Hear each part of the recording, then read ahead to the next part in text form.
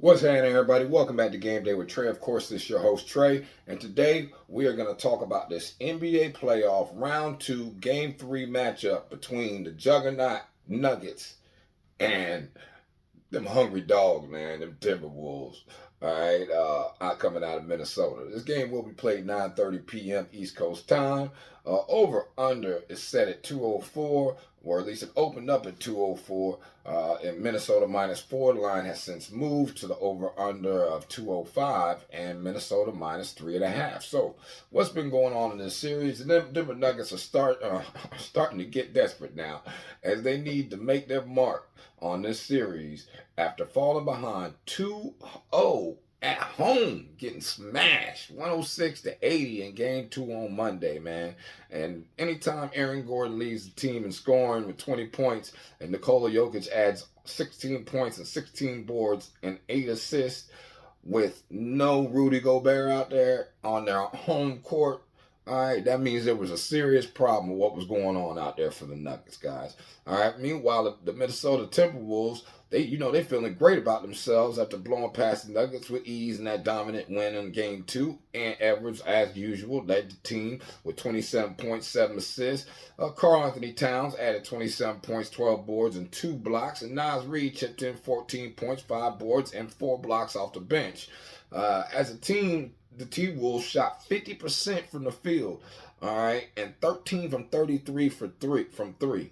But they really just controlled the game with their defense, man. Their defense reminds me of the Pistons defense back in the day, man. They like when them boys come out there and lock in, they lock in. It's nothing against what Denver is actually trying to accomplish out there with that three-time MVP. They are just really being out coached and out hustled, out defense. This team was built to beat them. That's pretty much what you're seeing on the court. This team was built to beat this team. All right. Now, like I said in the last meeting, Minnesota crushed them 106-80 in Denver. All right. Rudy Gobert missed the game, but he will be back for the tip-off in this game, in the game 3. Congratulations to him having his son Romeo. Gobert also did earn his 4th MVP Defensive Player of the Year award this week. So that's definitely another big shout out to Gobert.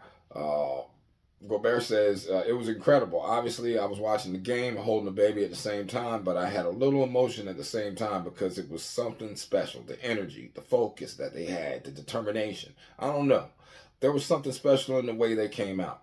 They came out to play 48 minutes.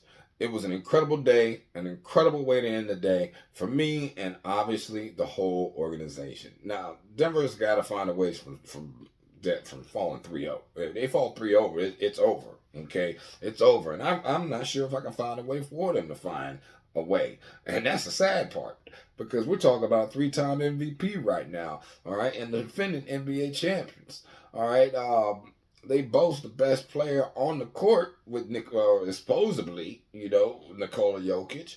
All right, now I do call him White Wilt. He is averaging 27 points per game in this postseason, 15 boards and 9.4 assists, which best all teams. Okay, he's an all-team best. He's the best he's the best statistically. But at the end of the day, brother, it's just a lot that these Timberwolves are bringing out here to the court, man, especially when you bring in Ant Edwards, okay? And the fact that Jamal Murray's been kind of hampered, don't know what's going on. He's getting angry, getting fined $100,000 for throwing heating pads onto the court because they behind whooped, all right? They getting punked. I mean, they got punked. They literally just got punked out there on the court. I don't know what more to say about that. Besides, they got punked, beat up. They should be ashamed, okay, or the way they've been playing in this series. Timberwolves hope to maintain the same mentality they've had, and I think they can in the return to the Target Center, where they posted a 30-11 record during the regular season and won both of their first-round playoff games. They are yet to lose a game right now in the playoffs. Minnesota is 6-0, large part to that superstar that we keep calling Ant Edwards, averaging 32.3 points per game in the postseason. Yeah. There's not too much more you can say about that, man. But besides the fact that these guys are just out here doing what they're supposed to do.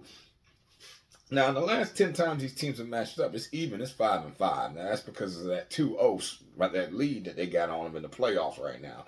And against the spread, it's 7-3 to the Timberwolves. So the Timberwolves run at 7-3 against the spread in the last 10, 5 to the over, 4 to the under, and 1 push. Now, if you're just talking about this season, they have played each other a total of 6 times. And the 6 times they played each other, Denver has only beat them twice. Okay, the minimum amount of points that Minnesota is scoring when they play is 106 points. Okay, this season. That is what happens when they see each other on the court. And the last 6 times they played each other this season, and you look against the spread, Minnesota is only not covered 1 time. Once again, I told y'all this in the beginning of the series. Minnesota's only not covered 1 time. 1 time.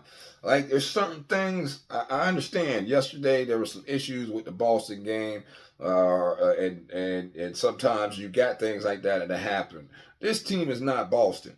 Okay, this Minnesota team is real full of dogs. They real team, real squad. They really care, man.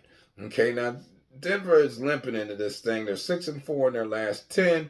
As far as covering against the spread, while they've been in the playoffs, man, they've been really struggling against the spread. They're 2-5. All right, 2-5 against the spread in the playoffs. Minnesota's 6-0 straight up and against the spread in the playoffs, man.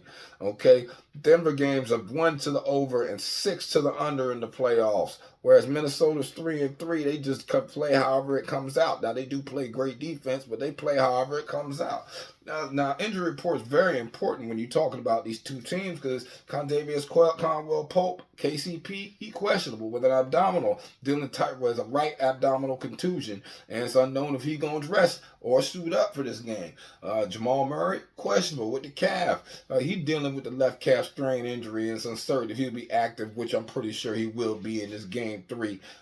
Reggie Jackson, he questionable. He hampered with a left ankle injury. It's unclear he going to be active in game 3. All right. Then when you talk about Minnesota, Rudy Gobert, yeah, we already know he's going to be there. Monte Morris, we already know what's going on with him as far as being questionable with nursing that right index finger sprain. And Jalen Clark, we know he's out. He's been out for a while, you guys. Okay, so when you coming into this game, man, like I said, you got to pay attention to the numbers and how they've been playing each other. And like I said, Minnesota has only not covered twice in the last 6 times they played each other. And yeah, it's really been not close because wow, that's the things you learn when you look at the numbers, man. It's the things you learn.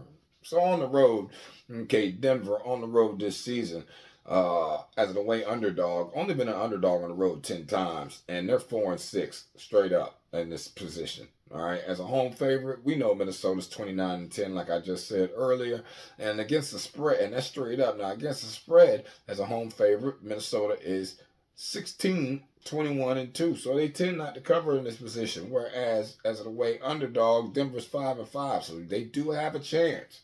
You saying there's a chance? There is a chance. It's just how big of a chance, man. Okay, now, like I said, Denver has got to come out and fight in this game. Like, their opportunity to play around is null and void. They do not have an opportunity to come out and play around in this game.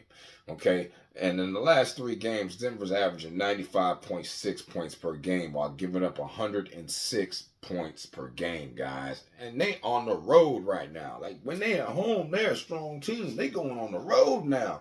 And Minnesota, they average 111.3 points per game while giving up 98.3 points per game. All right? Now, just so you know, on the regular season, when Denver was on the road, they only scored 111.1 points per game and gave up 110.5 points per game. What that tells you is that they barely skate by on the skin of their chinny chin chin if they win. on the road. Okay, whereas Minnesota in a home situation, they score 112 points per game and give up 103.3 on the season, man. Okay, something else you might want to pay attention to is the fact that in the postseason, Minnesota is top 5 in every statistical category that means something to me. Meaning, as far as how many points they score per game, they are second in the league. Okay, it left in the playoffs. They score 114.2 points per game. Then, as far as defense, what they give up, they only give up 98.7 points per game throughout the whole playoffs, guys. So that's the number 4 overall defense in the playoffs, and really bumps them up to the number 3 because the Magic ain't in the playoffs no more. Okay. Then when you look at their field goal percentage, they shooting 48.8% from the field. That is number 2 in all of the playoffs when you're talking about teams that's left in the playoffs. Okay. Then when you talking about rebounds, do they get them? You darn right they do. They're number 5 in all of the playoffs, or number 4 in all the playoffs, as far as the amount of rebounds that they obtain. That like I said, man, when you look at numbers, you look at what these boys are doing, how consistent they are. It is hard to go against them, man. I mean, like, really, really hard to go against the Minnesota Timberwolves, man. I told you them dogs was barking, and I think the dogs barking again. I like Minnesota. I like Timberwolves over 103.5. I think they're going to get there. I just do. You can't tell me why not. Okay? Do I think the Nuggets can score some points? I do. Do I think the Nuggets are going to come out and fight? I do. But, man, I'm going to go with the Minnesota Timberwolves, and I'm going to go with that team total over 103.5. If I take an under, it would only be because I bought some points on the under. I'm very sketchy on that over-under, but I'm not sketchy on what I think that the Timberwolves are going to do, which is they are going to score at least 104 points, and they are going to come out here and fight. And what is the Nuggets going to do? I can't tell you from there. They might cover the 4 points. Get them a couple points if you think that they like them. If you think they could do that, you know what I mean? Or buy the bonus that's available on Hard Rock right now with picking the Nuggets to win. I think they got a bonus available on there right now. But I mean, I just can't get there with them. You got to show me, man. In-game bets are very good on games like this. Okay, you got to. If you are questioning anything that I'm saying, or questioning anything that anybody else on YouTube saying, or anything that anybody is telling you, then wait till the game start. Wait till the game start. Bet while the game's on. Okay, literally in-game live bet it. All right, you can do it on Hard Rock. It's very simple. Okay. Heck, I might even put out a tutorial on it for you. All right, on how to do the in-game live bet. Just because it's very, very, very good to have in your repertoire. All right. Also look out for the same game parlay max bet, where you can mix the same game parlay with another pick off of another game from any other sport. I'll put out the tutorial on that too, pretty soon, you guys. But hope this information helps y'all. Have a blessed day. Stay safe, man. Peace. I'm going to holler at y'all.